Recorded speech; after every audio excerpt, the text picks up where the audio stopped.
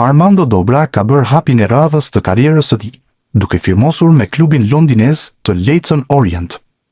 Ka qenë vetë klubi londinez ai i cili ka publikuar lajmin e transferimit të Dobrës, të cilin e ka blerë nga Chesterfield i kategorisë së 4, në të cilin ish futbollisti i shpresave ka shkëlqyer në vitet e fundit. Sipas vetë klubit, Dobra kishte nënshkruar një marrëveshje 3 vjeçare. Jam shumë i lumtur që nënshkruaj për klubin. Trajneri luajti një rol të madh për mbërritjen time këtu, për shkak të mënyrës se si luan dhe që më përshtatet, ndaj mezi pres të filloj. Jam gati për një hap përpara dhe ky është vendi perfekt për ta bërë këtë. Të punosh shumë është detyrim dhe unë jam një nga ata lojtarë që jep gjithçka për Steman. Jam gati të filloj punën, tha mesfushori ofensiv pas prezantimit. Armando Broja është drejt një transferimi në Serie A, ndërkohë ekziston një mundësi që të mbetet pjesë e Burnleyt në Championship, vetëm pas afrimit të trajnerit të ri. Së fundmi, raportohet se Craig Bellamy do të marrë drejtimin e Burnleyt. Bëhet fjalë për trajnerin e kombëtares së Walesit, ndërsa klubi anglez ka rënë dakord për t'i paguar 700.000 euro atyre për prishjen e kontratës. 46 vjeçari e ka rikthim te Burnley, ku do të vendos përfundimisht edhe për të ardhmen e Brojës, ndër të tjera. Në periudhën 2022-2024 ishte ndihmo trajner te Burnley. Po ashtu, Bellamy pritet të jetë tekniku më i paguar i Championship. Synim është rikthimi në elitën e futbollit anglez. Gabriel Kulla është kthyer në vitet e fundit në një nga emrat më të spikatur në kampionatin Primavera në Itali, duke veshur fanellën e Sassuolos. Në sezonin e fundit, ai u shpall edhe sulmuesi më i mirë i kampionatit të rinjve në Itali. Kjo ka bërë që klubi i Sassuolos të vendosë të blindojë menjëherë talentin shqiptar, i cili aktualisht përfaqëson gjyrat kuqezi me Shqipërinë U19. Palët kanë hedhur firmën mbi një kontratë që e lidh me skuadrën e Series A deri në vitin 2030. US Sassuolo është i lumtur të komunikojë zgjatjen e kontratës së Gabriel Kullës deri më 30 qershor 2016. Qendër sulmuesi i ditëlindjes 2008 ka kaluar 3 sezone me fanellën e këtij ekipi, me të fundit në radhët e skuadrës Primavera. Në kampionatin për U20, futbollisti 18 vjeçar ka rënë në sy me 16 gola dhe 8 asiste, duke merituar Primavera Best Awards 2026 si sulmuesi më i mirë, shkruhej në njoftimin e Sassuolos për sulmuesin. Klubi i Veronës ka bërë lëvizjen e parë të merkatos së verës, duke afruar një mesfushor shqiptar. Leorat Bega i është bashkuar klubit të Saporon në Serin B, duke nënshkruar një kontratë 3 vjeçare. Mesfushori 22 vjeçar ka qenë pjesë e Stade Nyon në sezonet e fundit në Zvicër dhe tashmë është bërë pjesë e klubit italian, me të cilin ka nënshkruar deri në qershorin e vitit 2029. Bega ka qenë pjesë e Akademisë së Freiburgut në Gjermani, para se të bëhej pjesë e ekipit të Vil në Zvicër, ndërsa në 2 sezonet e kaluara ishte pjesë e Stade Nyon në kategorinë e dytë zvicerane. Mesfushori ka përfaqësuar Zvicrën me ekipet e moshave U19 në të kaluarën. Luis Hasa shfaqet gjithmonë më pranë Avelinos, që është pjesë e Series B në Itali. Kartonin e 22 vjeçarit e zotëron Napoli, me të cilin ka kontratë deri në vitin 2029.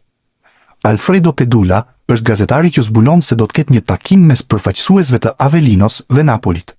Kujtojmë se Hasa ishte risia e madhe e kombëtares në qershor, ndërsa këtë vit vendosi të hiqte dorë përfundimisht nga Italia për të përfaqësuar Shqipërinë.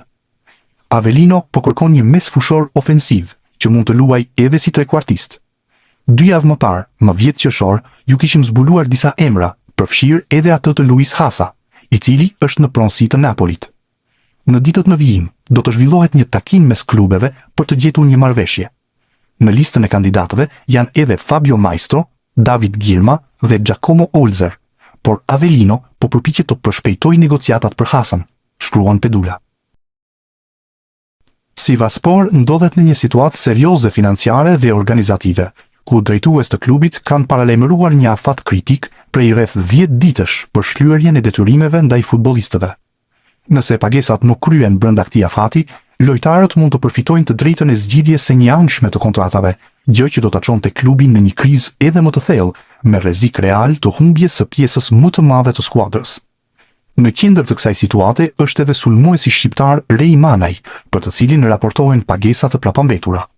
Nëse detyrimet financiare nuk shlyen brenda afatit ligjor, edhe ai mund të aktivizojë të drejtën për të prishur kontratën në mënyrë të njëanshme. Brenda klubit flitet për një situatë emergjente, ku dështimi për të vepruar në kohë mund të çojë Sivasporin drejt një krize të thellë sportive dhe financiare, me pasoja që rrezikojnë seriozisht stabilitetin e tij për sezonin e ardhshëm. Vetëm pak ditë më parë, në media turke u raportua se pritej largimi i Manajt për shkak se klubi e kishte të vështirë të përmbushte kërkesat e tij financiare, dhe me sa duket, largimi tashmë është zgjidhja e vetme. Kristian Aslani është në udhkryq gjatë kësaj vere, pasi nuk ka ende të qartë se ku do të vazhdojë karriera e tij. Nëse një vit më parë ishte me sfushori ai që i diktonte kushtet Interit për një largim të mundshëm nga Zikaltrit, tani janë këta të fundit që diktojnë gjithçka, duke i krijuar jo pak probleme futbollistit. Sipas mediave italiane, vendimi i Interit është që të shes përfundimisht kartonin e Aslanit dhe jo të lejojë më huazimin me të drejtë blerje. Ka disa klube të interesuara për të transferuar me sfushorin, mes të cilëve Cagliari, i cili ka kërkuar informacione rreth tij. Por përgjigja e Interit ka bërë që diskutimet të mbyllen shpejt, pasi kampionët e Italisë kanë bërë të qartë që kërkojnë rreth 10 milion euro për kartonin e mesfushorit. Kjo është një shifër shumë e lartë, të cilën sardët nuk e përballojnë dot, dhe për këtë arsye janë tërhequr menjëherë. E njëjta situatë ka bërë të tërhiqen edhe klube të tjera, dhe kujtojmë se edhe Beshiktashi ka cilësuar të papërshtatshme klauzolën prej 11 milion euro të Interit që kishte në kontratën e huazimit. Ndaj për momentin, Aslani është në ajër sa i përket të ardhmes, dhe i mbetet të shpresojë që Zikaltrit të ulin kërkesat për të, pasi për ndryshe rrezikon të mbetet si spektator në klub. Kombëtarja shqiptare vazhdon të konfirmojë rritjen e saj jo vetëm në fushën e lojës, por edhe në aspektin ekonomik, sipas të dhënave të fundit të vlerave të Trekut, ku Shëzind kanë një vlerë të përgjithshme prej 88.8 milion eurosh. Mesfusha rezulton në reparti më i kushtueshëm i ekipit, ndërsa disa prej futbollistëve më të rinj të kombëtarës vijojnë të rrisin ndjeshëm vlerën e tyre në tregun evropian. Në krye të listës qëndron Anis Mehmeti, i cili është aktualisht lojtari më i shtrenjtë i skuadrës, ndërsa në fund të renditjes gjenden futbollist me eksperiencë dhe role më të kufizuara në përfaqësuese. Më të shtrenjtët. Në krye të listës së futbollistëve më të vefshëm të kombëtarës shqiptare renditet Anis Mehmeti me një vlerë tregu prej 15 milion eurosh, sulmuesi i krahut dhe mesfushori ofensiv, po kalon një moment të rëndësishëm në karrierë dhe konsiderohet aktualisht aseti më i kushtueshëm i kuqëzimve. Pas tij vjen Kristian Aslani me 12 milion euro, mesfushori organizator mbetet një nga lojtarët më të rëndësishëm të Shqipërisë dhe një nga emrat me potencialin më të madh për të rritur më tej vlerën në vitet e ardhshme. Podiumi plotësohet me sulmuesi Mirlind Daku me 9 milion euro, i cili ka fituar terren fal paraqitjeve të mira dhe golave të shënuar. Më pas vin Mario Mitaj me 6 milion euro dhe Armando Broja me 5 milion euro. Lista e 10 futbollistëve më të shtrenjtë plotësohet në Luis Hasa dhe Christian Shpendi me nga 4.5 milion euro secili, ndërsa Berat Gjimshiti dhe Myrto Uzuni vlerësohen me nga 4 milion euro. Në vendet pasuese renditen Julian Shehu me 3.5 milion euro. Vlerat më të ulta. Në anën tjetër të renditjes gjenden lojtarët me vlerat më modeste të tregut. Mbrojtësi Naser Ali rezulton futbollistin me vlerën më të ulët me emrave të paraqitur me 300.000 euro, pastaj renditet portieri Panoqirko me 400.000 euro, Simon Simoni, Arlinda Jeti dhe Bujar Plana kanë secili nga 600.000 euro vlerë tregu, ndërsa portieri Alen Sherri vlerësohet me 800.000 euro. Këto shifra nuk reflektojnë domosdoshmërisht rëndësinë e tyre në grup, por lidhen kryesisht me moshën, kampionatin ku aktivizohen dhe perspektivën e shitjes në tregun ndërkombëtar të transferimeve. Vlera sipas reparteve.